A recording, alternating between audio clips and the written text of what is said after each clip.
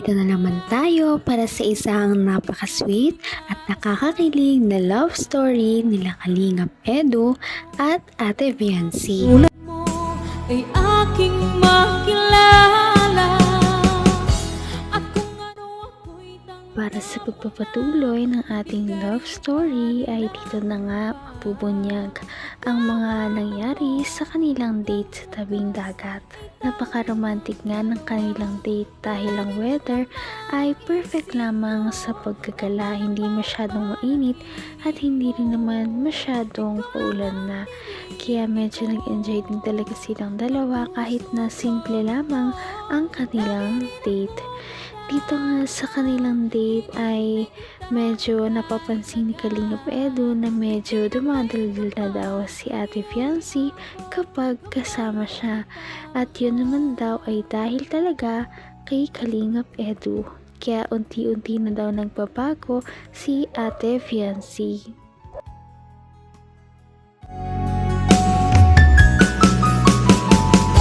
ang nais ko lang. Nandun po kami. Pag nandun kayo? Hindi, no? Mas madaldal ka ngayon. Bakit? Bakit mas madaldal ka ngayon? Dahil sa inyo. Ano meron? Anong meron sa akin? Dandal niyo po eh. Mas relax ka sa akin. Nakaka-relax ako. Nakaka-relax ako kasama. Mas parang pares tayo ng ng vibe. Pares lang tayo kaya siguro nagkakaunawaan tayo. Nagkakaunawa ng ating damdamin.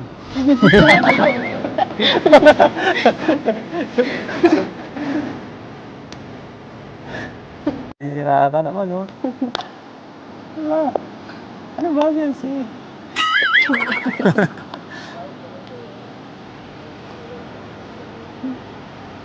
Ano tayo? Titingin na tayo ng ibang tao. Ano kang ginagawa nito? Nag-uusap naman. May inggit yan. Kasi may makasama akong maganda. Yung pagkabulero niyo po. Ano? Kung ano ako'y tanggap mo na, hindi ka rin nag-alala. Sana nga ay patuloy na lang talaga ang pagbabago ni Ate Viancy. Sana ay unti-unti na talaga mag-build ang kanyang confidence at hindi na siya mahiya kapag kausap si Kalingap Edu. At sana nga ay mas lalo na talaga silang maging close. Yung pagkabulero niyo po. Ano? Bulero po kayo masyado. Bolero? Sinasabi ko lang nakikita ko. Hindi ako sinungaling, no? Hindi ako ganun pinalaki. Sana ako dito. Nakubusan na ako dito.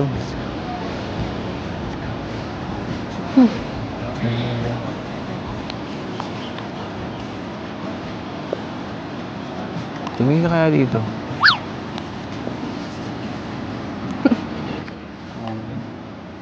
Di mo kayang tagalan? Nakapasilyap lang. Ano?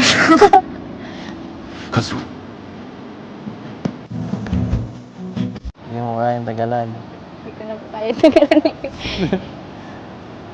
Sige. Di mo na kayang tagalan.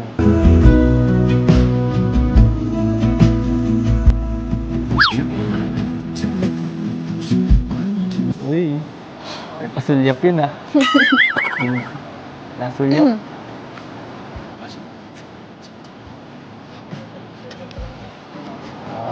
Salamat sa time, ah. Salamat dahil pumunta ka. Nagbigay ka ng oras. Naman ang bawat panaginip ko, ikaw lang ang Hindi rin naman maitatanggi ni Ate Fiancé na parang gusto niya rin talaga na kasama si Kalingap Edu. Kaya naman nag-e-enjoy din talaga siya sa kanilang mga date kahit na pasimple-simple lamang at hindi masyadong magarbo ang kanilang mga date sa ngayon. Welcome po. Thank you din po. Kasi Ganda. dito po para pong nakakapagpahinga na din po. Di ka nakakapagpahinga na ito. Doon po sa bahay, nagtitinda po kasi kami ay. Kaya parang mas busy kasi mula nagkatindahan ka. Opo. Kaya kailangan mo rin ito. Kailangan mo minsan-minsan. Thank you din po. Ang ganda rin po pala pag ganito. Ang ganda rin po pag ganito. Magandang Tabo. bonding. Nakakausap ko po kayo. Nag-share po kayo ng tungkol sa inyo. Mas nakikilala ko po kayo. Akala ko po kasi noon sobrang tahimik niyo po. Tsaka Hindi naman, kaya lang siyempre medyo pili lang siguro ng konti ang mga taong pinag-openan ko, kaya yan, ikaw medyo feel ko ang vibe mo. Magaan ang pakiramdam ko sa'yo. Magaan. Sana okay lang sa'yo. Hanggang wakas ay tayo ng dalawa. Palagi kang naman ang isip. Maganda talaga na sa mga ganitong pagdidate ay mas nakikilala talaga nila ang isa't isa, na sa ganon ay mas maging magkakakilala na sila at mas maging close na rin sila sa future. Kaya naman sana nga ay patuloy pa rin ang kanilang pagdidate at hindi na ito matapos hanggang sa magka-develop na talaga silang dalawa. Okay lang sa'yo. I-share ako paminsan-minsan at minsan puro kalokohan. Minsan sweet naman. pinapasaya niyo po. Pero